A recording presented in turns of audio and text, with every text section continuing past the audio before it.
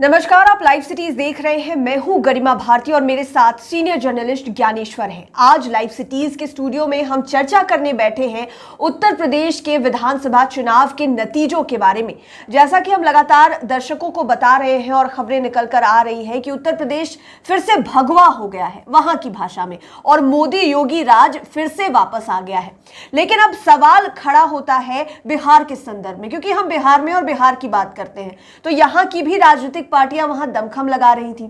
अब उनका क्या होगा, क्या फर्क बिहार पर पड़ेगा? एक और सवाल जिसका जवाब आप इसके बाद दे दीजिएगा कि यहाँ की जो विपक्षी पार्टियां ख्वाब देख रही थी कि सत्ता में आ जाएंगे, कोई भी जोड़ तंगड़ करके सब कुछ पालेंगे, तो उनका क्या होगा? क्या कुछ असर पड़ सकता है? देखिए गरिमा जी, आपने दमखम वाली बात कही कि बिहार की पार्टियां वहां दमखम लगा रही थी। उनको भी पता था कि नतीजे तो नहीं आने वाले हैं, लेकिन हाँ, उन्हें उपस्थिति दर्ज करानी थी तो उन्होंने उपस्थिति दर्ज कराई। अब देखिए, जो उत्तर प्रदेश के जो चुनाव नतीजे हैं बिहार के संदर्भ में, उनका संदेश क्या है?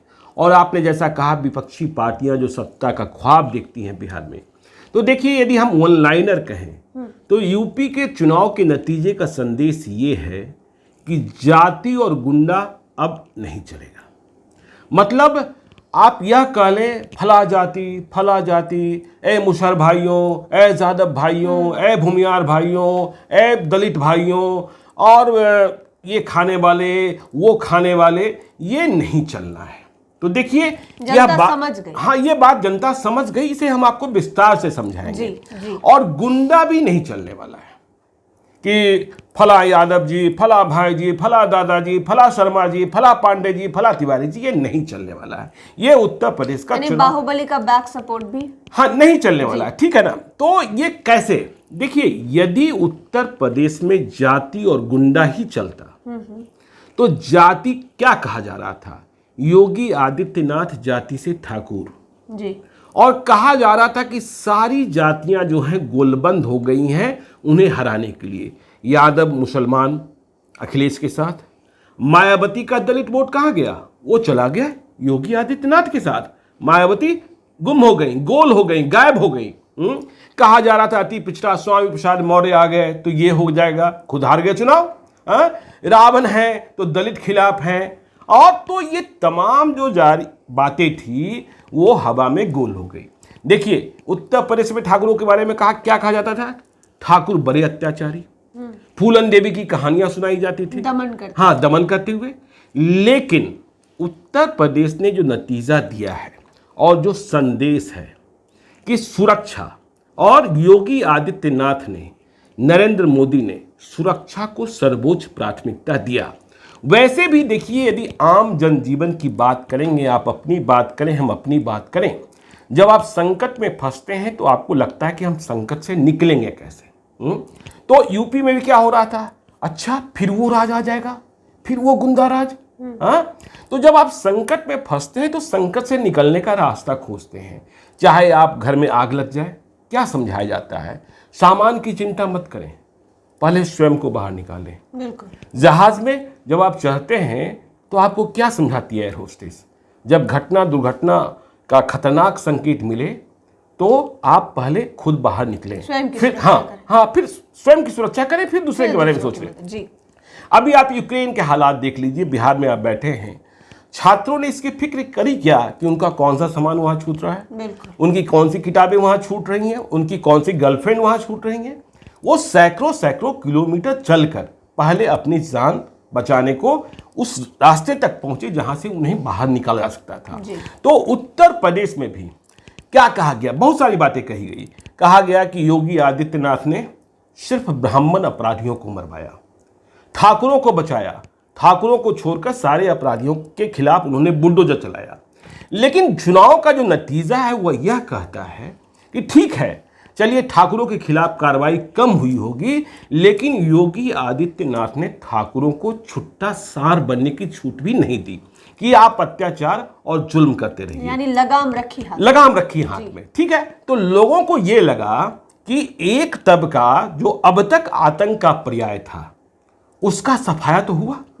तो एक मन में विश्वास, और कहीं राह चलते, देखिए, इक्का दुक्का घटनाएं जो आप हाथरस की बात करते हैं, देखिए वो घटनाएं सचमुच शर्मनाक है, लेकिन वो आइकॉन नहीं बन सकता है। कि उस प्रदेश की पहचान के लिए आप ये नहीं कह सकते हैं कि बिहार में ही कोई घटना घट जाए तो आप ये कह दें कि बिहार की पूरी विधि व्यवस्था चौपट है। यह बात सही नहीं है। तो सुरक्षा सबसे बड़ा मसला बना और लोगों ने भरोसा किया, नहीं तो सारी जातियां तो खिलाफ ही बता रहे थे लोग।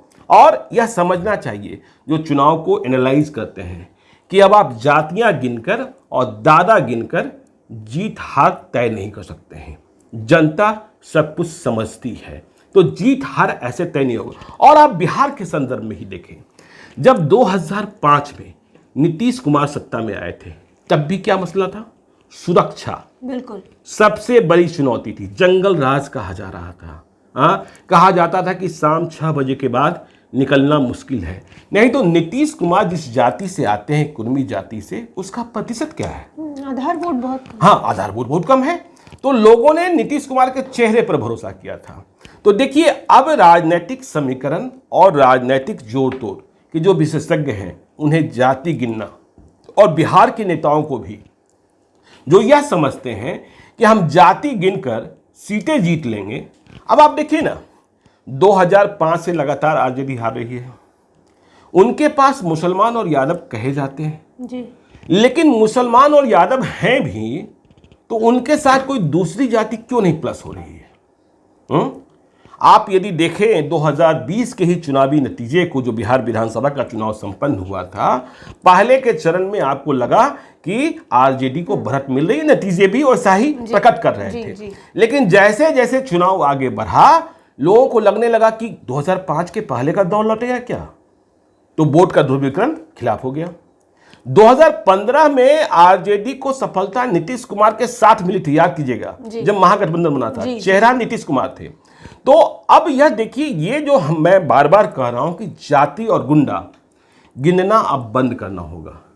जाति और गुंडा गिन करके आप अब सत्ता प्राप्त नहीं कर सकते हैं, बेवकूफ नहीं बना सकते, बेवकूफ नहीं बना सकते हैं। एक सवाल और आप बार नहीं, बार देखिए मैं इसी संदर्भ में कहना चाहता हूं कि जो हालात बन गए 2017 में, जब चुनाव संपन्न हो रहे थे यूपी के, तब योगी आदित्यनाथ घोषित मुख्यमंत्री नहीं थे कि वे मुख्यमंत्री पद के उम्मीदवार हैं। लेकिन 2022 में वे मुख्यमंत्री थे और मुख्यमंत्री रहेंगे, ऐसी बातें कही जा रही थी। योगी के गुणगान किए जा रहे थे प्रधानमंत्री मोदी के द्वारा और अमित शाह के द्वारा, और सभी को पता था कि वे जाति से ठाकुर हैं। तो देखिए, अब जो समीकरण बन रहे हैं, उस समीकरण में सुरक्षा सबसे बड़ी कसौटी। और आप ये नहीं कह सकते हैं कि नेतृत्व कोई ठाकुर ही कर रहा हो, कोई ब्राह्मण ही कर रहा हो, कोई भूमियार ही कर रहा हो। तो यदि नेतृत्व सही है तो उसके साथ अति पिछड़ा और पिछड़ा दलित नहीं चलने को तैयार है। देखिए, चलने को तैयार है। तो यदि बिहार में विकल्प बेहतर नहीं बनेगा तो विकल्प अब कोई भी बन सकता है। जैसे नीतीश कुमार अपने आधार वोट के कम होने के बाद भी मुख्यमंत्री बने और अब तक बने, हाँ, और अब तक बने हुए हैं। तो उत्तर प्रदेश की जो लेबोरेटरी है बीजेपी की, वह यह संकेत देती है कि बिहार में भी जिस बात को हम लोग कहते हैं कि नहीं, कोई ब्राह्मण मुख्यमंत्री नहीं बन सकता, कोई भूमियार नहीं बन सकता, कोई ठाकुर नहीं बन सकता, तो जब यूपी में बन सकता है तो बिहार में क्यों नहीं बन सकता है? बीजेपी क्या करेगी, नहीं करेगी। इसलिए अब जाति गिनकर आप सीट मत गिनिए, वो जमाना चला गया, ठीक है ना? तो इसलिए सुरक्षा सबसे बड़ी गारंटी है। और जो भी बिहार में विपक्ष सत्ता का ख्वाब देखती है, उन्हें पहले अपने आजू बाजू देखना होगा। क्या वे चेहरे हैं जो खौफ पैदा करते हैं? क्या वे लोग हैं जो जीत के सपने देखकर ही पागल होने लगते हैं? तो यदि ऐसे लोग हैं तो आप सत्ता प्राप्त नहीं कर सकते। यानी लोग जिनके नाम से असुरक्षा का भाव महसूस करते। बिल्कुल वही हुआ ना, उत्तर प्रदेश में वही हुआ ना। अच्छा, वो आ जाएगा तो बिहार में भी यही बात कही जाती है, वो आ जाएंगे 2005 के पहले नीतीश कुमार वो आईना दिखाते। और साथ में देखिए डेवलपमेंट ऐसा नहीं कि योगी आदित्यनाथ ने डेवलपमेंट की रफ्तार को कमजोर कर दिया कि भाई एक्सप्रेस में तो मायावती के ज़माने में भी बना, अखिलेश यादव के ज़माने में भी बना और योगी आदित्यनाथ के ज़माने में भी बना। तो डेवलपमेंट और सिक्योरिटी जब ये दोनों साथ जुड़ जाते हैं ना, तो लोगों का भरोसा देखिए, आप कहेंगे कि फ्री में ये देना और वो देना। मैं उत्तर प्रदेश को लगातार देख रहा था, मैं स्वयं तो 2 ही बार गया और 1-1 दिन के लिए ही गया था, लेकिन हमने ऐसे भी लोगों की बानी देखी कि यदि फ्री राशन बटा तो ऐसा नहीं कि मुसलमानों के बीच नहीं बटा, अच्छा, उन्हें भी मिला। और इतनी बड़ी जीत जो है, यदि योगी आदित्यनाथ को जाति के आधार पर जीत मिलती तो इतनी बड़ी जीत नहीं मिल सकती थी। मायावती का दलित वोट कहाँ चला गया? दलित वोट ही तो है जो इतनी बड़ी जीत दिला रहा है। और तमाम बड़े बाहुबली, देखिए राजा भैया जीत रहे हैं, जीत गए हैं, तो उसके कारण दूसरे हैं, ठीक है ना। कुछ बाहुबली जो होते हैं अपने क्षेत्र में अलग नेचर और सिग्नेचर के होते हैं और दूसरे इलाके में उनका नेचर और सिग्नेचर दूसरा होता है, ठीक है ना। तो इस बात को भी समझना होगा।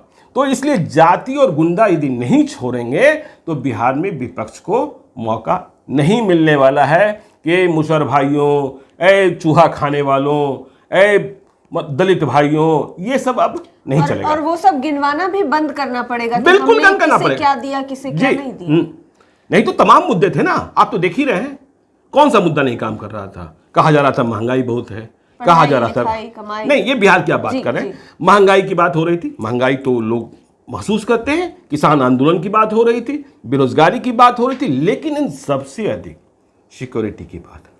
देखिए, महंगाई की जब बात होती है, मेरे साथी हैं, आपके भी साथी हैं, आलोक कल ही कह रहे थे, आरजेडी बीट कवर करते हैं, उनके जानने वाले कह रहे थे कि अच्छा ये बताइए, जब मैं 26,000 रुपया तनख्वाह पाता था, उनके जानने वाले, तब 50 रुपये लीटर पेट्रोल था, और अब मैं 66,000 रुपये तनख्वाह पाता हूँ, तो क्या तब भी हमें 50 रुपये लीटर ही पेट्रोल मिलना चाहिए? तो देखिए, यह बात जो कांग्रेस नहीं समझा पाई कि महंगाई किस तरीके से प्रभावित होती है, महंगाई का पैमाना क्या होता है, इस बीजेपी की सरकार ने लोगों को समझा दिया कि डेवलपमेंट के साथ महंगाई आएगी, बढ़ोतरी के साथ महंगाई आएगी। तो ये बात उन्होंने समझा दी। तो इस बात को आपको समझना पड़ेगा कि अब आपको डेवलपमेंट की बात करनी पड़ेगी, जात की बात भूल जानी होगी। आपने यह भी देखा होगा एक ट्रेंड कि जब कुछ रिपोर्टर्स यूपी में पूछते थे कि आपकी जाति क्या है, तो लोग कहते थे कि मेरी जाति है इंडियन, मैं भारतीय हूँ, ठीक है ना।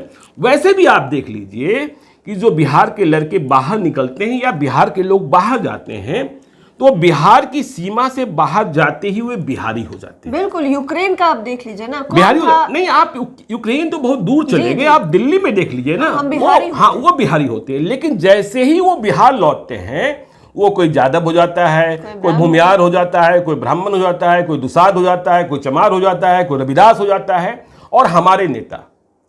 तो देखिए, अब आपको यह बात समझनी होगी, यह राजनीति नहीं चल सकती है कि मेरा तो जीवन वैसे ही गुजरा जब मैं भैंस पर चरा करता था, मेरा तो जीवन वैसे ही गुजरा जब मेरे पिताजी पुरिया बेचा करते थे।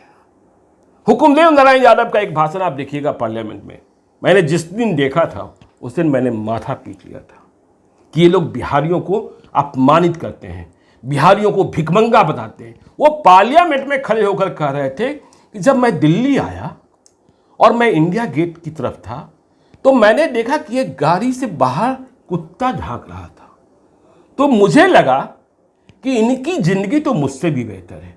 अरे क्यों बिहारियों को गाली दिलवाते हो? आप यह बताओ कि हमारी जिंदगी बेहतर कैसे हो सकती है। जब आप गांव से लेकर संसद तक पहुंच सकते हैं, तो आप दूसरे की जिंदगी सुधारने के लिए, संवारने के लिए क्यों नहीं बातें करते? क्यों बिहारियों को आप भिखमंगा बताते हैं? क्यों बिहारियों को आप गरीब बताते हैं? क्यों बिहारियों को जाति में घेरते हैं? तो जाति और गुंडा आप नहीं, जबकि आप समस्याएं गिनाने के लिए नहीं, उसका समाधान करने के लिए भेजे गए, लेकिन आप गरीबी, जलालत ये दिखाते हैं। तो आप हमारी ब्रांडिंग ऐसे करते हैं कि हम बिहारी जो हैं बहुत लाचार हैं, बेबस हैं। अरे हम बिहारी बहुत बड़े श्रमिक हैं, बिल्कुल, और उनको अवसर कैसे आप उपलब्ध कराएंगे? आपने बात की ना संसद की, आप रघुवंश प्रसाद सिंह का वो भाषण याद करिए जिन्होंने पूरा सदन हिला दिया था कि बिहार का मजदूर एक दिन काम करना छोड़ दे तो पूरा हिंदुस्तान ठप पड़ जाए। हाँ, सही बात। वो पहचान बिहार की। बिल्कुल बिल्कुल। तो इसलिए जाति और गुंडा ये तो खत्म हो गया। नहीं तो ठाकुर का मतलब होता था, कहा जाता था ठाकुर जी है, बाप रे बाप, ये तो अत्याचारी। ठाकुर के नाम से ही दलित डर जाते थे, और अब उन दलितों के वोट से ही तो बिहार में भी देखिए नीतीश जी जब तक हैं अपनी सत्ता चला रहे हैं, उन्हें चुनौती तेजस्वी यादव देंगे या कोई नया नेतृत्व उभर जाएगा, क्योंकि तेजस्वी यादव के साथ 2005 किया इन्होंने नहीं है, किया इनके पिताजी ने है, पूर्वजों ने। हाँ पूर्वजों ने। और दूसरा करप्शन फ्री होना। योगी आदित्यनाथ की सरकार में करप्शन का आरोप नहीं लगा, ठीक है। तो जो दूसरे कहा गया कि ठाकुर नहीं मारे गए, दूसरे अपराधी मारे गए, जो मारा गया वो अपराधी था ना। बिल्कुल। केपीएस गिल नहीं होते तो पंजाब शांत होता क्या? तो इस बात को समझिए कि बिहार में विपक्ष को अब जात और गुंडा भूलना होगा। यह राजनीति उत्तर प्रदेश पड़ोस है। हम थोड़ी देर के बाद पंजाब की भी बात करेंगे कि पंजाब में अरविंद केजरीवाल का झाड़ू कैसे चला है। जी बिल्कुल। अब जैसा कि आपने कहा कि अब विपक्ष को अगर या फिर किसी भी अन्य नेतृत्व को अगर सत्ता में बिहार में आना है तो सबसे पहले अपना माइंडसेट पॉलिटिक्स को लेकर बदलना होगा और लोगों के माइंडसेट को समझना बहुत जरूरी है कि क्या उन्हें चाहिए, क्या राज्य को चाहिए। गरिमा जी, जब आप मेरे पास आई थी काम करने जी, तो आपने जाना था क्या कि मैं किस जाति का हूँ? बिल्कुल नहीं, मैंने भी आपसे नहीं पूछा था। बिल्कुल। तो जमाना बदल रहा है, बिल्कुल बदल रहा है। हाँ, तो नेता भी वैसा चाहिए जो सुरक्षा की गारंटी दे और डेवलपमेंट की गारंटी दे। बिल्कुल। जिस दिन आपको लगेगा कि आपका डेवलपमेंट जो है लाइफ सिटीज में ब्लॉक हो गया, उस दिन आप मेरे साथ नहीं होंगे। बिल्कुल। हाँ, तो इसलिए जमाना बदल रहा है। जमाने की कदम चाल पर जो विपक्ष की पार्टी आगे बढ़ेगी उसी को सफलता मिलेगी, बाकी मायावती की तरह मिट जाएंगे। बिल्कुल। बात उत्तर प्रदेश के नतीजों पर हुई और उसका असर बिहार पर कैसे और आने वाले भविष्य में कैसे, इस पर हमने चर्चा की है। आगे पंजाब की भी बात करेंगे। आप हमारे साथ बने रहिए। अगर अभी तक आपने हमारे चैनल को सब्सक्राइब नहीं किया है तो जरूर कर लीजिए। वीडियो फेसबुक पर देख रहे हैं तो पेज को लाइक करें, साथ ही साथ हमें ट्विटर पर आप जरूर फॉलो कीजिए। धन्यवाद।